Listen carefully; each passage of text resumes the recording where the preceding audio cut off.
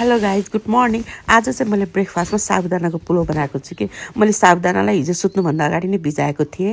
अनि त्यो चाहिँ आज बिहान स्टिम गरेँ एकछिन।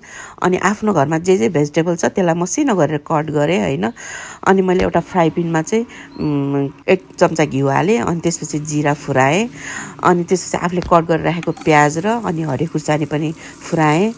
अनि क्याप्सिकम पनि सँगसँगै राखेँ कि गाइज। अनि एकछिन चलाएर अनि गाजर र टोफुलाई पनि सँगै राखेर चलाएँ कि गाइज है। अब टोफु अलिकति ब्राउन हुनुपर्छ।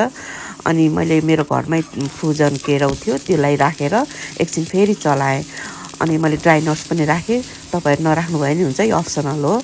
अनि त्यसपछि फेरि मैले नुन राखेर थोरै चिल्ली फ्लेक्स राखेर अनि साबुदाना राखेर मसिनो आँचमा चलाउँदै पकाउँदै गरेँ कि गाइज है।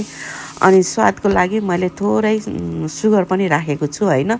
अनि सानो आँचमा चलाउँदै पकाउँदै गर्नुपर्छ। अनि एकछिन 3-4 मिनट जति अनि छोपिदिने के गाइज है।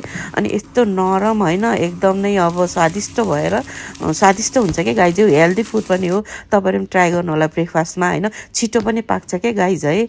अनि यो बोइल अन्डा चाहिँ अप्सनल हो, तपाईँहरूको इच्छा, मैले चाहिँ राखेको छु। ट्राई गर्नु गाइज।